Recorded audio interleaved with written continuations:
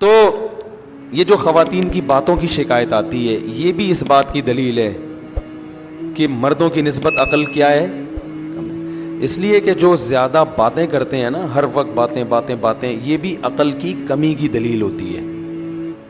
بچے زیادہ باتیں کرتے ہیں، آپ کو پتہ ہے، ہر وقت بولتے رہتے ہیں، بے وقت بولتے ہیں، ہوتا ہے نا.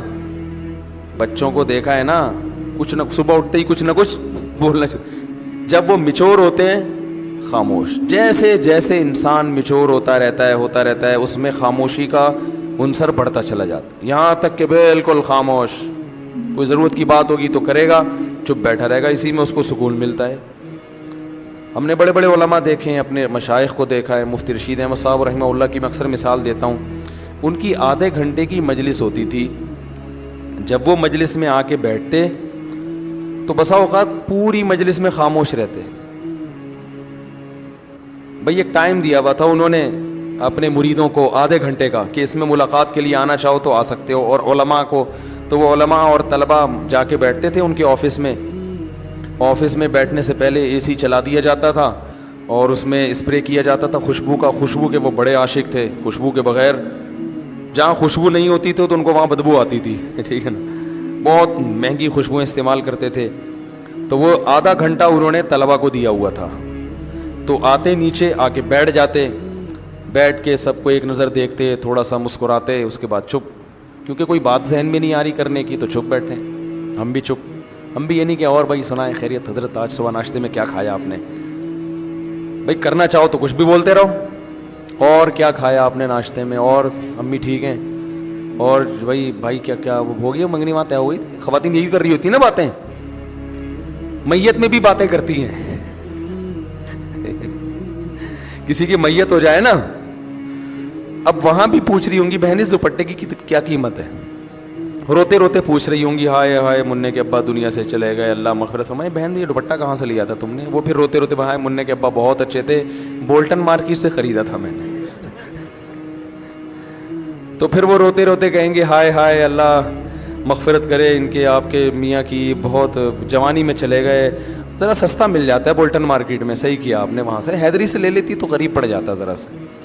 تو ان کی باتیں رکتی نہیں. ہمارے حضرت آگے بیٹھتے تھے چپ، ہم بھی چپ اور حضرت بھی چپ. اس لیے کہ کوئی اہم بات آ ہی نہیں رہی. جب تک کوئی اہم نہیں ہے تو پوچھنی نہیں ہے. اب یہ کیا کہ آپ نے ناشتے میں کیا کھایا، فلانا کیا کھایا. یا تو دیکھو کوئی بیٹھا ہی گپ شپ کے لیے ہو، دوست احباب کی محفل بعض دفعہ ہوتی ہی گپ شپ کے لیے، وہ تو محفل سجائی ہی گپ شپ کے لیے گئے ہیں نا، اس میں تو ٹھیک ہے. نارملی انسان جتنا خاموش ہوگا اکثر یہ اس کے ذہین ہونے کی علامت ہے کہ یہ میچور ہے، سمجھدار ہے. بلا وجہ بولتے رہنا بولتے رہنا بولتے رہنا، یہ اس کی علامت ہے کہ آپ کی عقل کامل نہیں ہے. سمجھ رہے ہیں کہ نہیں سمجھ رہے ہیں؟ تو ہاں بعض دفعہ انسان کو محبت کے اظہار کے لیے بولنا پڑتا ہے. جیسے بعض خاموش مزاج لوگ جب گھر میں جاتے ہیں تو اتنے میچور ہو چکے ہوتے ہیں، بیوی سے بھی بات نہیں کر رہے ہوتے. وہ اب وہ آفس سے آئے، کیونکہ گریڈ بہت 20ویں گریڈ کے آفیسر ہیں، تو وہ آفس میں جیسا ان کا روب ہوتا ہے چپ بیٹھے رہتے ہیں، تو گھر آ کے بھی چپ. ہمارے ایک جاننے والے تھے وہ ایسے ہی کرتے تھے. ان کے بچے بھی ان سے بیزار آ گئے تھے اپنے ابا سے، بیگم بھی بیزار آ گئیں. وہ آفس سے گھر آتے، آٹومیٹک ان کا ایک سسٹم تھا نا روبوٹ کی طرح. اس وقت صاحب آفس سے گھر آئیں گے تو جیسے ہی گھر آئیں گے دروازہ پہلے سے کھلا ہوا ہونا چاہیے. وہ جائیں گے اپنے خاص روم میں بیٹھیں گے، ان کی بیگم ان کے لیے روبوٹ کی طرح چائے پیش کر دیں گی. وہ چائے پئیں گے، بات کچھ نہیں، سلام دعا بھی نہیں کرتے تھے. وہ بیگم صاحبہ چائے پیش کریں گی، چائے پئیں گے، آرام کریں گے تھوڑی دیر. اس کے بعد اپنا جو بھی ورک ہے، کوئی فون پہ بات چیت کی، اور پھر ٹائم پہ اپنا سو گئے، صبح اٹھے چلے گئے. اچھا بچوں کے ساتھ آتے ہی بچوں کو تھوڑی سی جیب خرچی دے دی، چپ، باتیں نہیں، چپ، جیب خرچی پکڑائی نکل لیے. تو یہ تکبر ہے. اس خاموشی کو کہیں آپ یہ نہ سمجھے کہ ماشاءاللہ بہت سمجھدار ہیں. مفتی صاحب نے کہا تھا کہ جو ذہین لوگ ہوتے ہیں وہ باتیں نہیں کرتے، چپ رہتے ہیں. تو بھائی جہاں بولنے کا موقع ہو وہاں بولنا چاہیے. اللہ میرے والد صاحب کی مغفرت کرے. ہمیں والد صاحب کے انتقال پہ اتنا افسوس ہوا، گھر کی رونق ختم ہو گئی. کیونکہ جب وہ آتے تھے بات چیت کرتے تھے، لطیفے جو میں اکثر بیان میں سناتا ہوں والد صاحب سے سنے ہوئے ہم نے.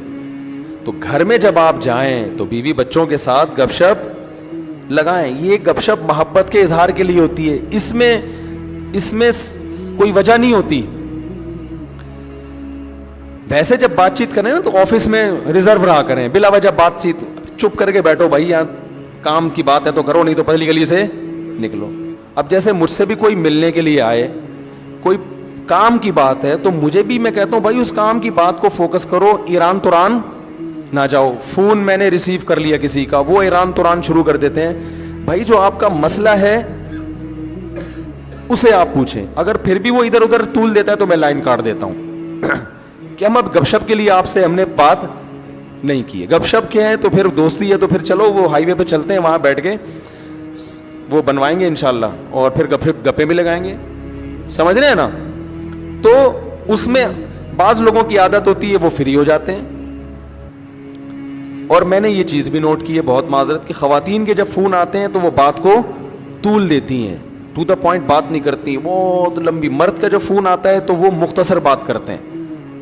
وجہ اس کی یہی ہے کہ خواتین کو بات سمیٹنا نہیں آتی ہے, سوائے ان خواتین کے جو میرا بیان سن رہی ہیں, کیونکہ پھر نیگیٹو کمنٹس بہت آتے ہیں, تو ان خواتین کے علاوہ کی بات کر رہا ہوں, طول دیتی ہیں. قرآن میں آتا ہے نا وَمَن يُنَشَّأُ فِي الْحِلْيَةِ وَهُوَ فِي الْخِصَامِ غَيْرُ مُبِينٍ. عورت کے بارے میں اللہ نے فرمایا وہ خصام میں غیر مبین ہوتی, اپنی بات کو مدلل انداز میں نہیں پیش کرتی, جذبات سے زیادہ متاثر کرتی ہیں, جذبات زیادہ غالب آ جاتے ہیں, ٹو دا پوائنٹ بات کم ہوتی ہے. تو اس میں خوب اچھی طرح سے سمجھیں. کیا کہہ رہا تھا یار میں, کہاں سے کہاں بات چلی گئی, وہ واقعہ سنا رہا تھا. تو وہ صاحب جب گھر میں آتے ہیں چپ روبوٹ بن کے نا, وہ چائے پئیں گے, سو جائیں گے, رات کو کھانا آ جائے گا ان کے سامنے رکھا جائے گا بالکل ٹائم پہ, کھانا آیا کھایا, تھوڑا چہل قدمی کی اکیلے, پھر سو گئے, پھر صبح اٹھے, ایسے ان کی روٹین. میں جب ان کا کبھی ذہن میں تصور آتا ہے تو میں اپنے والد صاحب کا آتا ہے, میں نے کہا یار وہ کتنے, جب انسان کمپیئر کرتا ہے نا, جب تک کوئی آپ کے سامنے اپوزٹ مثال نہیں ہوتی تو پھر اپنوں کی قدر کہتا ہے یار کیسے زبردست آتے ہیں. حالانکہ ان کی بڑی عزت تھی محلے میں, بہت ہر جگہ عزت ہوتی تھی ان کی, لیکن گھر میں آ کے بالکل بچوں میں گھل مل جایا کرتے تھے, لطیفے بھی سناتے تھے, غصہ بھی ہوتے تھے, ہنسی مذاق کی باتیں بھی کر لیتے تھے. تو یہ خاموشی کا مطلب ہرگز نہیں ہے. تو یہ جو بات چیت کی جاتی ہے بعض دفعہ بات چیت کی وجہ اظہار محبت ہے. میں جب کوئی ملنے کے لیے آتا ہے میں دیکھتا ہوں کہ اس پہ روب بہت ہے, وہ بات نہیں کر پا رہا مجھ سے, پھر میں اس سے ایران توران خود ہی شروع کر دیتا ہوں تاکہ اس کا روب تھوڑا, پھر میں پوچھتا ہوں کیا نام ہے آپ کا, کہاں سے آئے ہیں, شادیاں وادیاں کتنی کی ہیں, ایسے ہی, حالانکہ اس کا اس شادی سے کوئی تعلق نہیں ہوتا, ٹھیک ہے نا, ایک ہی کی ہے. میں نے کہا چلو اللہ دوسری کی توفیق دے, کہہ رہا نہیں بھائی میں تو ایک ہی, میں چلو ایک ہی پر اللہ اسی کو نبھانے کی. ایسے وہ فریق, یہ جو بات چیت کی جا رہی ہے دیکھنے میں تو فضول لگ رہی ہے, مگر اس بات چیت کا مقصد ہوتا ہے اس کو تھوڑا سا مانوس کرنا, تاکہ وہ جو میٹر لے کر آیا ہے وہ کھل کے اظہار خیال کر سکے. تو آپ میں سے کوئی آئے اور میں ایران توران شروع کر دوں تو آپ کہیں گے ادھر تو مفتی صاحب کہہ رہے تھے ایران توران نہیں کیا اور ٹو دا پوائنٹ بات, تو وہ ٹو دا پوائنٹ ہی ہوتی ہے, لیکن اس کا کوئی مقصد ہوتا ہے. تو اگر کسی سے محبت کا اظہار کرنا ہے, دوستوں کی محفل ہے, یہ گھر میں بیگم کے ساتھ, تو آپ کو بات چیت وہ فضولی بھی کر لیں. بیگم کیا پکایا تھا آج, امی کے یہاں گئی تھی, کیا پکا ہوا تھا تم آج امی کے یہاں سے ہو کر آئی ہو, بھنڈی, اچھا ہمارے یہاں تو گوشت پکتا ہے, ادھر بھنڈی کھائی ماشاء اللہ, چلو تمہیں احساس تو ہوگا نا. یعنی یہ والی باتیں نہ کریں, مقصد یہ ہے, اس سے پھر لڑائی ہو جائے گی نا. تو ایسے ہی ایران توران اور کیا ہو رہا ہے, تو وہ کرنا ضروری ہے, سمجھ رہے ہیں, وہ کرنا ضروری ہے. وہ نبی بھی کیا کرتے تھے اپنے گھر میں, آپ صلی اللہ علیہ وسلم بھی گھر میں بعض دفعہ اپنی ازواج سے قصے کہانیاں بھی سنا کرتے تھے. حالانکہ نبی کا وقت کتنا قیمتی ہے, لیکن قیمتی وقت کے باوجود اس کام کو بھی آپ نے قیمتی سمجھا. سمجھ رہے ہیں کہ نہیں سمجھ رہے؟ ہمارے ایک دوست تھے حضرت مفتی تقی عثمانی صاحب سے بیعت تھے, اور بہت بڑے عالم تھے, 24 گھنٹے مصروف. میں نے کبھی ان کو ٹائم ضائع کرتے ہوئے نہیں دیکھا. ایسے تھے, ان کا انتقال ہو گیا, اللہ مغفرت فرمائے. میں نے کبھی نہیں دیکھا کہ وہ ٹائم ضائع کرتے ہوں. کوئی گپ شپ نہیں کسی سے, جامعۃ الرشید میں آتے, اپنا حساب کتاب سے جو ان کے جس کام کا ٹائم ہے اس میں مصروف رہتے, کوئی فالتو بات نہیں, بڑے بزی. حضرت مفتی تقی صاحب سے بیعت ہو گئے, وہ میری ان سے بڑی دوستی تھی. تو آپ کہیں جب وہ ٹائم ہی نہیں تھا تو دوستی کہاں سے ہو گئی؟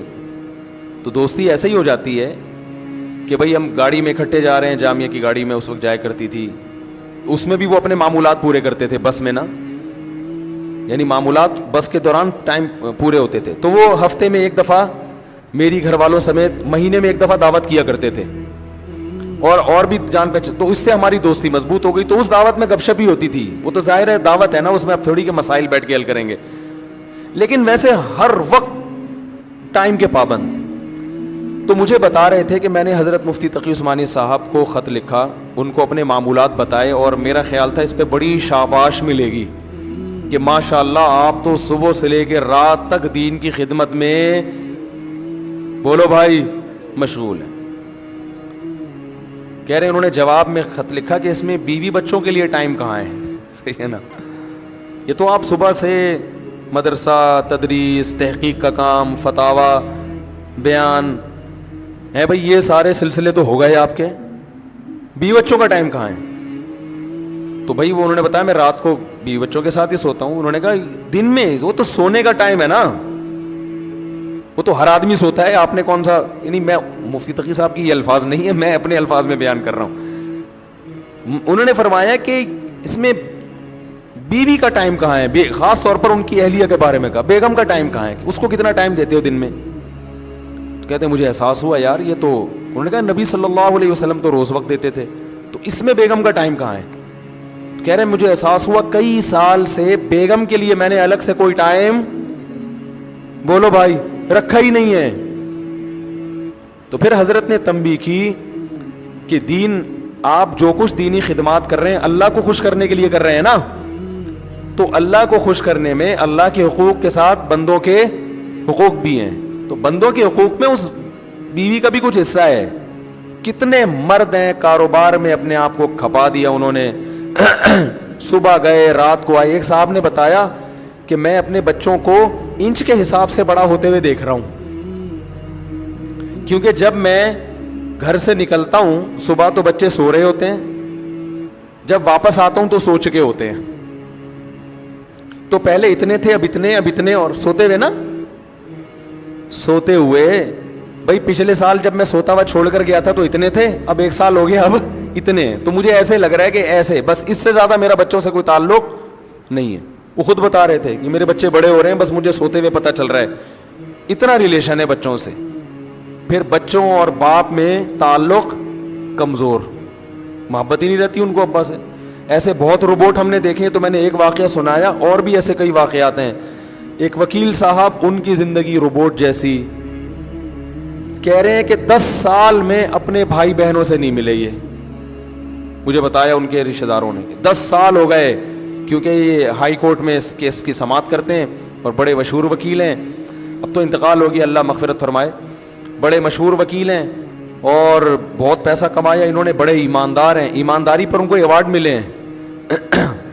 ایمانداری پر، جب مسلم لیگ کی حکومت تھی اس وقت ان وکیل کو ایمانداری پر ایوارڈ ملا تھا۔ پاکستان میں وکیل کو ایمانداری پہ ایوارڈ مل جائے، آپ اندازہ لگاؤ یار کتنا نیک اور واقعی بہت نیک تھے، کبھی کرپشن نہیں، کوئی جھوٹا کیس نہیں لیا۔ جو بھی مجرم آتا تھا پہلے اس سے پوچھتے تھے، یعنی مجرم تو نہیں، جو بھی کیس آتا تھا پہلے اس سے پوچھتے تھے کہ غلطی، پہلے خود ٹریس کرتے تھے کہ یہ کرپٹ تو نہیں ہے، کہیں ظلم اس کی طرف سے تو نہیں ہے۔ جب پتہ چلتا تھا بھائی اس پہ ظلم ہو رہا ہے، پھر وہ کیس لیتے تھے، اور کوئی کیس وہ ہارے نہیں تھے کبھی بھی، اتنے تیاری کے ساتھ ہر وقت کتابیں لے کے بیٹھے رہتے تھے۔ میں ان کے گھر گیا، ان سے ملا میں باقاعدہ، اتنی موٹی موٹی وکالت کی کتابیں، اور ہر وقت اسٹڈی کر کر کے ان کے سر بالکل ایسے بن گیا تھا جیسے کچھ دن پہلے میں نے جو چرنا میں آپ نے میری ویڈیو دیکھی ہوگی نا، اب اللہ کا شکر ہے اوپر کے حالات ویسے خطرناک الحمدللہ نہیں ہیں، بہت ڈینجرس حالات تھے اس زمانے میں اوپر کے، تو جو سمجھدار ہیں ان کو پتہ ہے، باقی پھر تو اب میں نے ان کو دیکھا اتنی موٹی موٹی کتابیں اور وقت پڑھتے رہتے ہیں، وکالت میں تو آگے نکل گئے، بچے بھی باغی، رشتہ دار بھی باغی، کوئی دوسرے ملک سے ان کی بہن آئی ملنے کے لیے تو کوئی ٹائم ہی نہیں دیا اس کو، میرے پاس ٹائم نہیں ہے، سب لعنتیں بھیج رہے ہیں۔ تو یار یہ کون سی زندگی ہے؟ حکومت آپ کو ایوارڈ دے رہی ہے لیکن رشتہ دار آپ سے ناراض ہیں، تو کیا اللہ خوش ہوگا؟ وَأُولُو الْأَرْحَامِ بَعْضُهُمْ أَوْلَى بِبَعْضٍ فِي كِتَابِ اللَّهِ، اللہ کی کتاب میں سب سے پہلے رشتہ دار ہیں. سب سے پہلے آپ کیس کی سماعت کریں. آپ کیس اتنے لیں جتنے اپنے گھر والوں کو اور رشتہ داروں کو ٹائم دے کے جو وقت بچے اس میں آپ لگائیں. آپ سارا ٹائم اسی میں برباد کر دیا تو یہ بڑا ظلم ہے. تو خاموش رہنے کا مطلب یہ نہیں ہے کہ گھر میں جا کے بھی ناک پہ مکھی بٹھا کر خاموش ہو جائیں. وہاں جائیں رشتہ داروں میں جب جاتے ہیں تو ٹھیک ہے، گپ شپ ہوتی ہے، بات چیت ہوتی ہے، وہ تو ایران توران چلتا ہے. دیکھو میں اکثر واقعہ سناتا ہوں. اللہ تعالیٰ نے حضرت موسیٰ علیہ السلام کو جب نبوت دی ہے تو موسیٰ علیہ السلام نے کوہ طور پہ جا کے دیکھا، کوہ طور پہ دیکھا آگ جل رہی ہے. حضرت موسیٰ کو نہیں پتا تھا کہ یہاں اللہ مجھ سے ہم کلام ہوگا. حضرت موسیٰ علیہ السلام وہاں پہنچے تو اللہ تعالیٰ نے کیا فرمایا؟ انی انا اللہ، اے موسیٰ میں اللہ ہوں. اب کیا موسیٰ علیہ السلام پر روب پڑا ہوگا نا کہ میں کون ہوں؟ اللہ ہوں. اب موسیٰ علیہ السلام اس قدر روب میں آئے ہیں کہ اب اللہ نے موسیٰ علیہ السلام کو نبوت بھی دینی ہے اور بھیجنا کہاں ہے؟ فرعون کی طرف. یہ دونوں بڑے ذمہ داری والے اور بڑے بھاری کام ہیں. تو اب اللہ تعالیٰ موسیٰ علیہ السلام سے ہم کلام ہو رہے ہیں. وما تلک بیمینک یا موسیٰ، اور یہ تیرے دائیں ہاتھ میں کیا چیز ہے اے موسیٰ. اتنا لمبا کلام. حالانکہ یہاں بظاہر اس کلام کی چندہ ضرورت نہیں تھی. اللہ کو تو پتہ ہے موسیٰ علیہ السلام کے سیدھے ہاتھ میں لاٹھی ہے. اللہ تعالیٰ تو یہ چاہ رہے تھے، اللہ کا یہ ارادہ تھا کہ موسیٰ علیہ السلام اس لاٹھی کو زمین پہ پھینکیں گے، سانپ بنے گی، پھر پکڑیں گے، لاٹھی بنے گی. تو میں کہوں گا یہ آپ کو میں نے ایک معجزہ دیا ہے. اس کے لیے اتنا کافی تھا کہ اللہ موسیٰ علیہ السلام سے کہتے کہ اے موسیٰ آپ پیغمبر بن گئے ہیں، فرعون کے پاس جائیں، اس کو تبلیغ کریں، بتائیں کہ میں اللہ کا نبی ہوں، دلیل مانگے تو یہ لاٹھی اس وقت زمین پہ پھینک دینا، یہ سانپ بن جائے گی، ختم. کیا خیال ہے؟ کیا ہو گیا بھائی؟ غلط تو نہیں کہہ رہا؟ تو اس سب کی کیا ضرورت تھی؟ اور اگر اللہ کو پوچھنا ہی تھا، اول تو اللہ کو پوچھنے کی ضرورت نہیں، اگر پریکٹس کروانی تھی کہ ایک دفعہ لاٹھی کو سانپ بنا کے دکھا دوں تاکہ ان کی گھبراہٹ ختم ہو جائے، تو اللہ تعالیٰ موسیٰ علیہ السلام سے کہتے اے موسیٰ یہ لاٹھی ابھی سانپ بنے گی اور پھر دوبارہ لاٹھی بن جائے گی. اتنا کہہ دیتے. چلو عملاً کروانا تھا تو اللہ موسیٰ علیہ السلام سے کہتے اے موسیٰ اس لاٹھی کو زمین پہ پھینکو.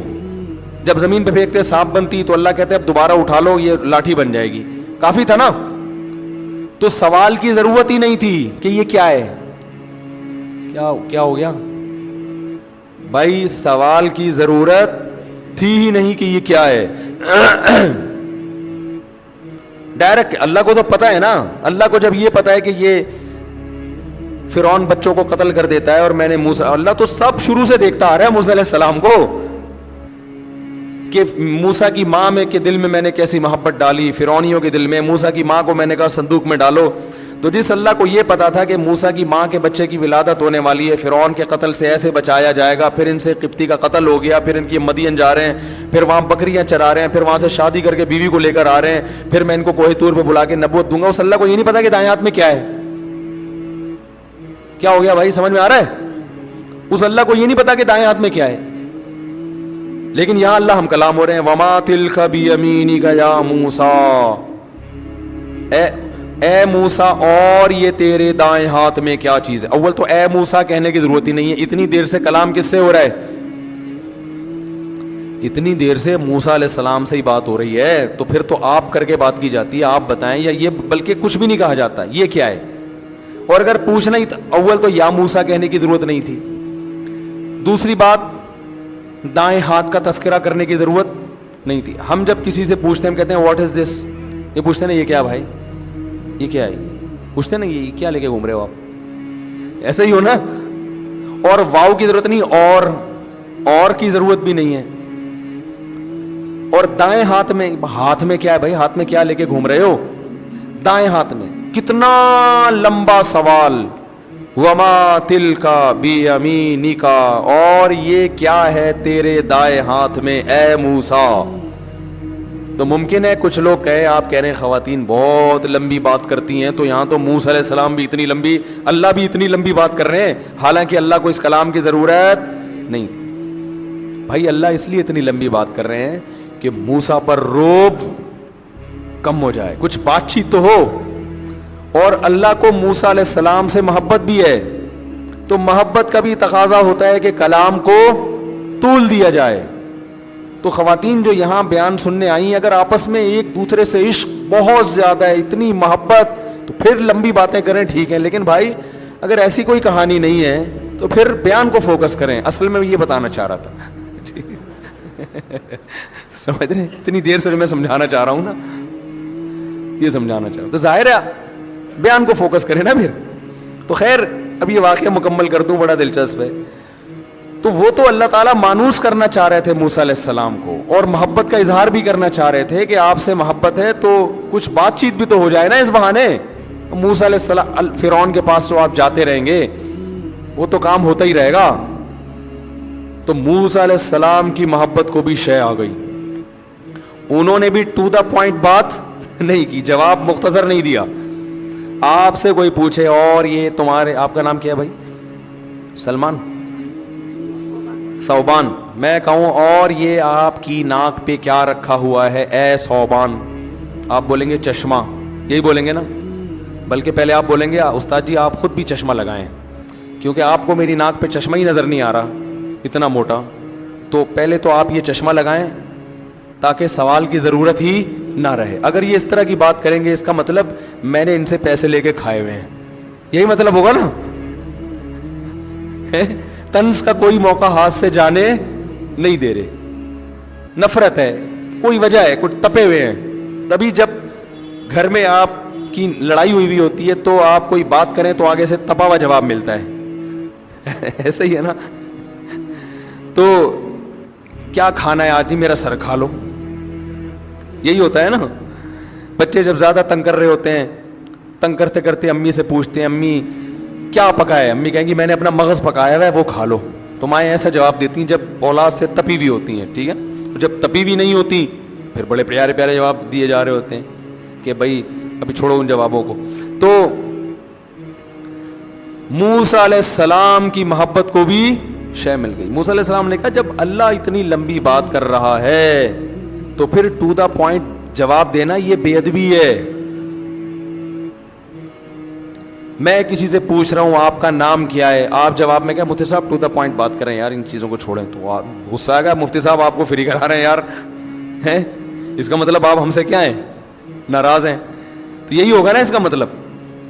تو موسیٰ علیہ السلام نے دیکھا کہ بھائی اللہ خود ہم کلام ہو رہا ہے، تو موسیٰ علیہ السلام کا جواب یہ ہونا چاہیے تھا کہ لاٹھی، اور یہ کیا ہے؟ موسیٰ علیہ السلام کہتے لاٹھی ہے، ختم۔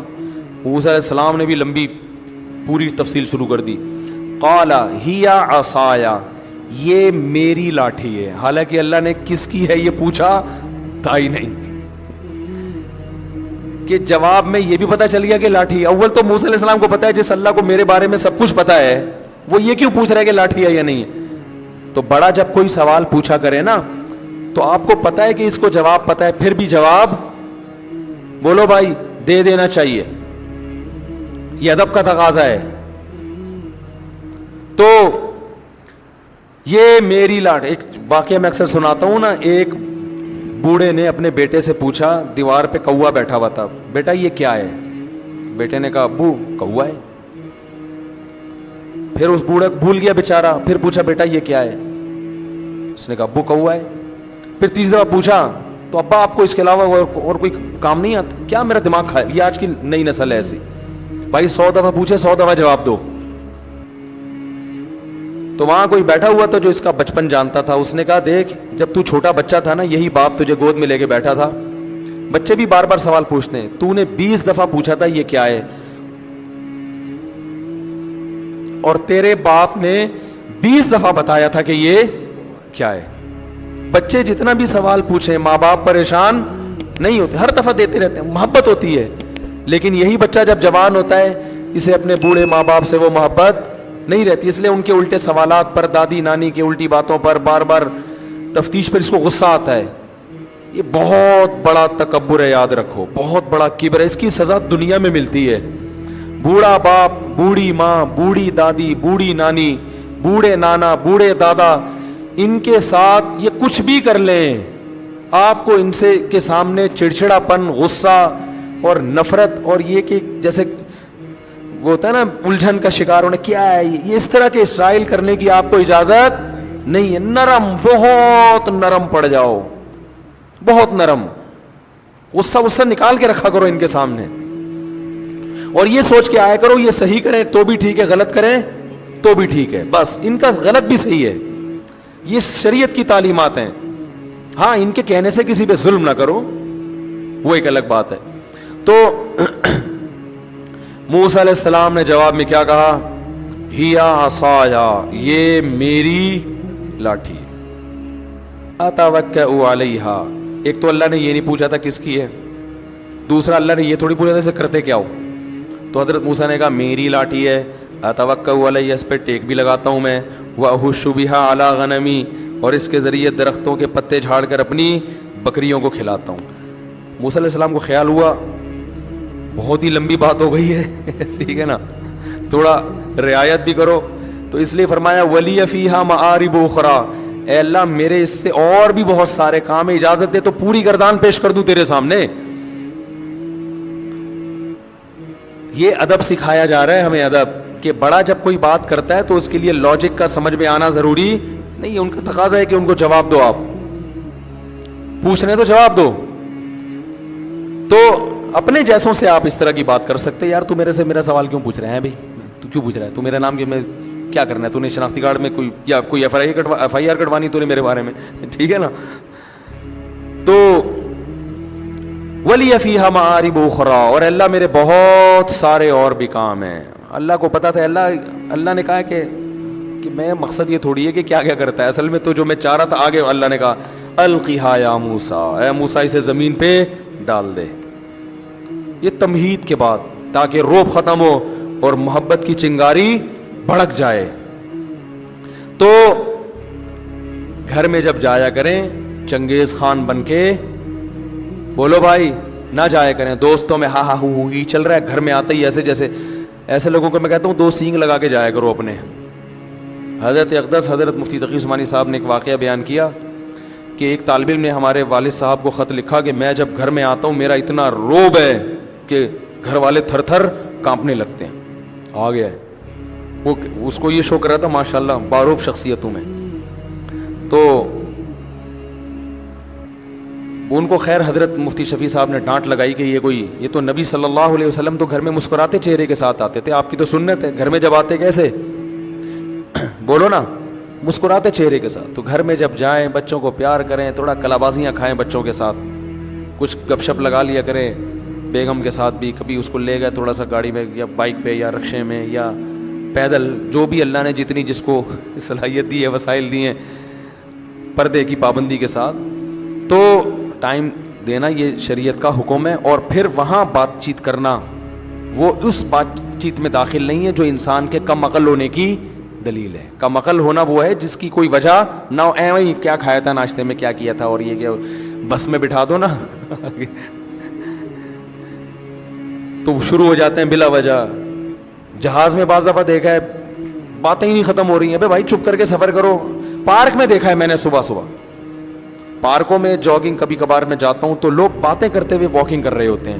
او بھائی یہ باتوں کا ٹائم نہیں ہے, آپ واکنگ کرو فل اسپیڈ کے ساتھ, ہوا لو, پھیپھڑوں میں جذب کرو صبح کی ہوا, وہ نکالو ہوا پریشر کے ساتھ لو, اور اس ذہن کو ریلیکس کرو. اس میں بھی چپڑ جا رہے ہیں باتیں, یہ اس واکنگ کا فائدہ نہیں ہے, اس میں تو آپ تھکا رہے ہو ذہن کو. تو واکنگ میں تو میں دیکھتا ہوں مرد بھی باتیں کر رہے ہوتے ہیں اور خواتین بھی. خواتین وہ بھی باتیں ہی نہیں ختم. بھائی اس کو چھوڑ دو تھوڑی دیر کے لیے یار, سکون میں آؤ, فوکس کرو اپنی واک کو, اسپیڈ سے واک کرو, جسم تھکے, پسینہ نکلے, اور ہوا آپ کے پھیپھڑوں میں.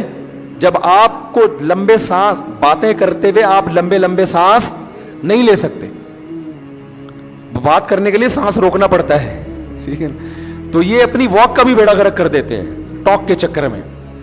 تو ٹاک کا ٹائم الگ ہے, واک کا ٹائم الگ ہے. ٹاک اور واک کو ایک ساتھ کریں گے تو نہ ٹوکنے کے قابل رہیں گے اور نہ واکنے کے قابل رہیں گے. ایک عورت گئی ڈاکٹر کے پاس, تو انگلش بولنے کا بہت شوق تھا, انگلش پوری آتی نہیں تھی, تو ڈاکٹر کے پاس جا کے کہتی ہے, ڈاکٹر صاحب میرا بچہ نہ ایٹدا ہے نہ سلیپدا ہے, ویپدا ہی ویپدا ہے. ڈاکٹر صاحب میرا بچہ نہ ڈھنگ سے ایٹدا ہے اور نہ ڈھنگ سے سلیپدا ہے, بس ویپدا ہی ویپدا ہے 24 گھنٹے. تو اس سے مجھے یاد آیا وہ ٹاکر نہ ٹاکتے ہیں صحیح طریقے سے, نہ ٹاکتے ہیں نہ واکتے ہیں. تو ایک کام کر لو, ٹاک کے لیے الگ ٹائم رکھ لو بھائی, اس میں صرف ٹاکنگ ہے بیٹھ کے, واک کو ٹاک کے ساتھ خلط ملط نہ کرو, نہ واک کے قابل رہو گے اور نہ ٹاک کے قابل رہو گے. تو یہ بات پوری اس پر آئی تھی کہ خواتین کو یہ مان لینا چاہیے کہ ہمارے میاؤں میں تھوڑی سی ہم سے عقل زیادہ ہے. تو بڑے بڑے فیصلے میاؤں کو کرنے دیا کریں, میاؤں کو بڑے بڑے فیصلے بچوں کی ایجوکیشن کے بارے میں, ان کے نکاح شادی بیاہ کے معاملات میں. بچی کے معاملے میں شادی ہو گئی ہے تو پھر اس کو علیحدگی دلوانی ہے یا وہ پرانے مکھنچو کے ساتھ ہی اسی کو برداشت کرنا ہے. یہ سب چیزیں جو ہے نا, یہ جو بڑے بڑے فیصلے ہوتے ہیں اس میں شوہر کی اطاعت کرنی چاہیے. اسی وجہ سے اللہ نے حکم دیا, اس میں قوت فیصلہ زیادہ. اور یہ بھی ایک بات یاد رکھو کہ جب معاملہ بچی کی شادی کا ماں کے ہاتھ میں جاتا ہے تو پھر ان کی شادی نہیں ہو پاتی, کیونکہ وہ ان میں قوت فیصلہ ہی نہیں ہے. وہ سوچتی رہتی ہیں, بچیوں کی عمریں نکل جاتی ہیں اس چکر میں. باپ میں ڈیسیجن پاور وہ پلس مائنس کر کے نا, اس کی پازیٹیو چیزیں نیگیٹو چیزیں دیکھ کے تول کے جلدی فیصلہ کر لیتا ہے کہ یہ مناسب ہے یا نہیں. خواتین ساری زندگی سوچتی رہیں گی کہ یہ اس کی غربت کو پہ کمپرومائز کروں یا اس کا ہینڈسم ہونا دیکھوں, ٹھیک ہے نا, یا ہینڈسم نہیں ہے لیکن امیر ہے تو پیسہ دیکھوں, شکل دیکھوں, قوم دیکھوں, قبیلہ, ساری چیزیں تو ایک آدمی میں ملتی نہیں ہے نا, تو وہ فیصلہ نہیں ہو پاتا ان سے, اس لیے وہ لمبا چلا جاتا ہے معاملہ.